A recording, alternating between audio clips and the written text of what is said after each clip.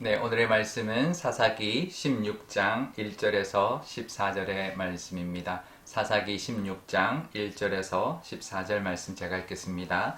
삼손이 가사에 가서 거기서 한 기생을 보고 그에게로 들어갔더니 가사 사람들에게 삼손이 왔다고 알려짐에 그들이 곧 그를 애워싸고 밤새도록 성문에 매복하고 밤새도록 조용히 하며 이르기를 새벽이 되거든 그를 죽이리라 하였더라. 삼손이 밤중까지 누워 있다가 그 밤중에 일어나 성문 짝들과 두 문설주와 문 빗장을 빼어 가지고 그것을 모두 어깨에 메고 헤브론 앞산 꼭대기로 가니라. 이후에 삼손이 소렛 골짜기에 들릴라라는 이름하는 여인을 사랑하며 블레셋 사람의 방백들이 그 여인에게로 올라가서 그에게 이르되 삼손을 꾀어서 무엇으로 말미암아 그 큰 힘이 생기는지 그리고 우리가 어떻게 하면 능히 그를 결박하여 굴복하게 할 수 있을는지 알아보라. 그리하면 우리가 각각 은 1,100개씩을 내게 주리라 하니 들릴라가 삼손에게 말하되 청하건대 당신의 큰 힘이 무엇으로 말미암아 생기며 어떻게 하면 능히 당신을 결박하여 굴복하게 할 수 있을는지 내게 말하라 하니 삼손이 그에게 이르되 만일 마르지 아니한 새 활줄 7으로 나를 결박하면 내가 약해져서 다른 사람과 같으리라. 블레셋 사람의 방백들이 마르지 아니한 새 활줄 7을 여인에게로 가져오매 그가 그것으로 삼손을 결박하고 이미 사람을 방 안에 매복시켰으므로 삼손에게 말하되 삼손이여 블레셋 사람들이 당신에게 들이닥쳤느니라 하니 삼손이 그 줄을 끊기를 불탄 삼시를 끊음 같이 하였고 그 힘의 근원은 알아내지 못하니라. 들릴라가 삼손에게 이르되 보라 당신이 나를 희롱하여 내게 거짓말을 하였도다. 청하건대 무엇으로 당신을 결박할 수 있을는지 이제는 내게 말하라 하니 삼손이 그에게 이르되 만일 쓰지 아니한 새 밧줄로 나를 결박하면 내가 약해져서 다른 사람과 같으리라 하니라. 들릴라가 새 밧줄을 가져다가 그것들로 그를 결박하고 그에게 이르되 삼손이여 블레셋 사람이 당신에게 들이닥쳤느니라 하니 삼손이 팔 위에 줄 끊기를 실을 끊음 같이 하였고 그때에도 사람이 방 안에 매복하였더라. 들릴라가 삼손에게 이르되 당신이 이때까지 나를 희롱하여 내게 거짓말을 하였도다. 내가 무엇으로 당신을 결박할 수 있을는지 내게 말하라 하니 삼손이 그에게 이르되 그대가 만일 나의 머리털 7가닥을 배틀의 날실에 섞어 짜면 되리라 하는지라. 들릴라가 바디로 그 머리털을 단단히 짜고 그에게 이르되 삼손이여 블레셋 사람들이 당신에게 들이닥쳤느니라 하니 삼손이 잠을 깨어 배틀의 바디와 날실을 다 빼니라. 아멘. 네, 잠깐 기도하겠습니다. 아버지 하나님, 오늘도 하나님의 말씀을 듣기를 원합니다. 이 삼손의 말씀으로 우리에게 하시고자 하는 말씀을 들을 수 있는 귀와 깨닫는 지혜를 허락하여 주옵시고 그 말씀을 따라 살아가는 하루가 되게 하여 주옵소서. 감사드리며 예수님의 이름으로 기도드리옵나이다. 아멘. 네. 삼손이 블레셋 사람 1,000명을 나귀 턱뼈 하나로 죽이고는 20년 동안 사사로 있었습니다. 그런데 오늘 본문에 보면 삼손이 또 가사에 가서 블레셋 땅이죠. 블레셋 기생에게 들어갔던 이야기가 시작이 되는데요. 그러니까 20년 동안의 그 사사의 행적은 전혀 성경에서 언급해주고 있지 않습니다. 사실 저도 그전에는 삼손의 그 결혼과 또 나귀 턱뼈로 1,000명을 죽인 그 사건 바로 직후에 이 가사에 갔던 기생 또 들릴라의 이야기가 이어지는 줄을 사실 생각했었는데 그렇지 않다라는 것을 이번에 좀 깨닫게 되었는데요. 그 사이 20년 동안 시간이 흘렀다라는 거죠. 하지만 성경은 그것을 굳이 다루지 않고 아무런 내용도 밝히고 있지 않습니다. 하나님의 은혜가 있었기 때문에 은혜로 20년 동안 아무 일이 없었다라는 뜻인 거죠. 평안했다라는 뜻입니다. 무소식이 희소식인 것을 우리가 알 수 있는데요. 우리도 그럴 때가 있습니다. 우리가 아무 일도 일어나지 않고 심지어는 좀 지루할 것 같은 그런 우리 일상도 하나님의 은혜 때문이다라는 것을 우리가 알아야 합니다. 뭔가 일이 일어나고 바쁘게 돌아가지 않고 어떨 땐 좀 조용하고 그냥 아무 일 없는 것 같을 그럴 때가 있는데요.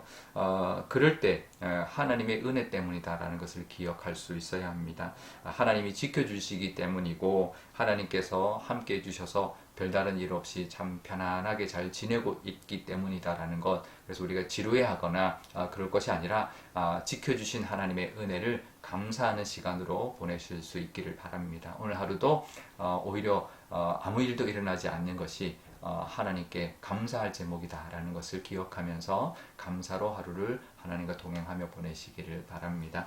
그런데 그 은혜와 평화가 더 오래 누릴 수 있었지만 깨지는 또 사건이 벌어집니다. 그것은 삼손의 고질병이었던 여인을 향한 그런 이제 사랑이죠. 여인을 쫓는 모습인 거죠.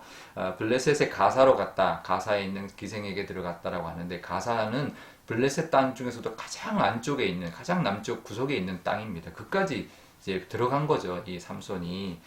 그러니 블레셋 사람들이 가만히 두지 않고 이제 잘 됐다. 이 삼손을 잡아 죽이자라고 했던 것이죠. 다행히 매복해 있었지만 밤에 몰래 밤에 그 성문을 다 뜯어가지고 그냥 이번에도 아주 무사히 삼손이 잘 빠져나오게 되었는데 그 다음에 바로 이어서 이제 그 소렛 골짜기에 있는 또 블레셋 여인 들릴라를 이제 사랑하게 되었습니다.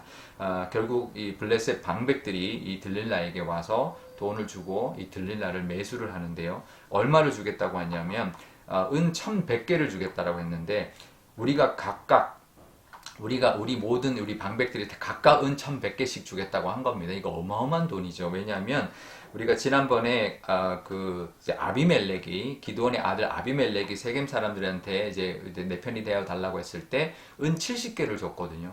그 돈보다 은 1100개면 거의 15배가 넘는데 각각 은 1100개씩 줬으니 어마어마한 돈을 줄 테니 삼손의 그 비밀, 힘의 비밀을 네가 캐내봐라 라고 매수를 했던 것이죠. 결국 3번이나 이제 이 들릴라가 삼손을 이제 유혹을 했지만 삼손이 계속 이제 알려주지 않고 다른 이야기를 했었습니다. 근데 이제 오늘 본문은 이제 아직까지 알려주지 않은 상황으로 오늘 본문이 끝이 났지만 결국은 이제 알려주게 되죠.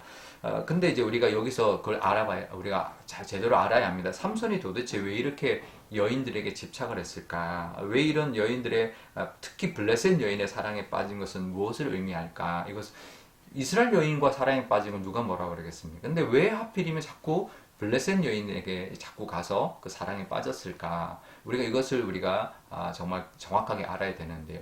결국은 세상과 사랑에 빠진 거죠. 세상적인 어떤 사랑을 추구했던 모습이 이 삼손의 모습이었습니다. 이 들릴라가 유혹한다, 밤 이런 의미인데요. 삼손의 이름의 뜻이 작은 태양입니다. 그러니까 낮과 밤인 거죠. 이게 어울려서는 안 되는 그런 사랑을 추구하고 쫓아다녔던 것이 삼손이었다라는 것을 볼 수가 있습니다. 그러니까 세상적인 어떤 사랑에 빠졌는데 그 결과는 돌아오는 것은 배반과 상처뿐이었던 것이죠. 사랑이 죄는 아닙니다. 유명한 드라마에도 그 말을 하죠. 사랑이 죄냐? 근데 사랑이 죄는 아니지만 사랑에는 분명히 함정이 있습니다.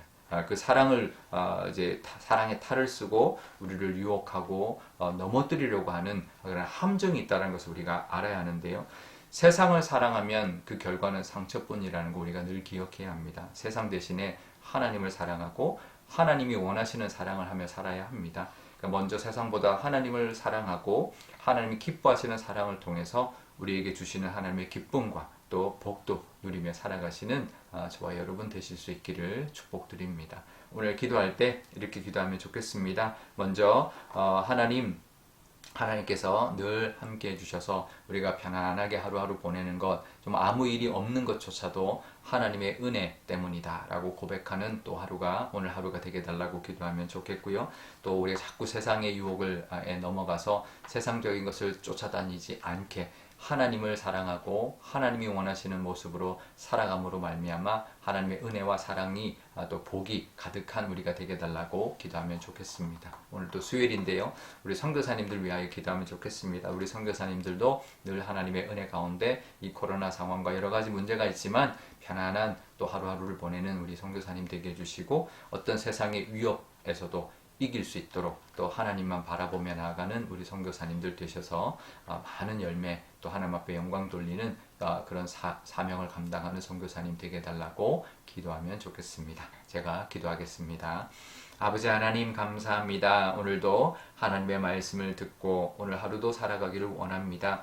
하루 동안 어떤 특별한 일이 있어야만 되는 것이 아니라 하루에도 큰 특별하게 일이 없이 또 하루하루를 또 살아가는 그조차도 하나님의 은혜이라는 것을 기억하면서 감사할 수 있는 저희들 되게 하여 주옵소서. 아무것도 일어나지 않는 것이 하나님의 보호하심 때문이라는 것 늘 기억하며 감사로 또 오늘 하루를 보내게 하여 주옵소서. 하지만 세상은 그렇게 만만치가 않습니다. 우리를 끊임없이 유혹을 합니다. 하나님 그 유혹 가운데 빠지지 않게 하여 주시고 하나님만 사랑하며 하나님이 원하시는 사랑으로 이 세상을 살아가게 하여 주옵소서. 그 안에 세상을 사랑할 때 상처만 있지만 하나님을 사랑하고 하나님 안에 사랑할 때 그 기쁨이 있고 또 하나님 주신 복이 있는 줄 아오니 그것을 누리게 하여 주옵소서. 선교사님들을 위하여 기도합니다. 우리 선교사님도 늘 평안한 그런 삶을 살게 하여 주시고 또 하나님이 도와주심으로 말미암아 여러 가지 위협과 유혹들이 있지만 그 선교지에서 그것을 잘 이겨내고 하나님만을 사랑하고 하나님을 또 하나님의 사랑을 전하는 귀한 사명 감당하는 우리 선교사님들 다 되게 하여 주옵소서. 우리 가족들도 지켜주시고 우리가 하는 모든 사역 가운데 하나님의 함께하여 주옵소서. 감사드리며 예수님의 이름으로 기도드리옵나이다.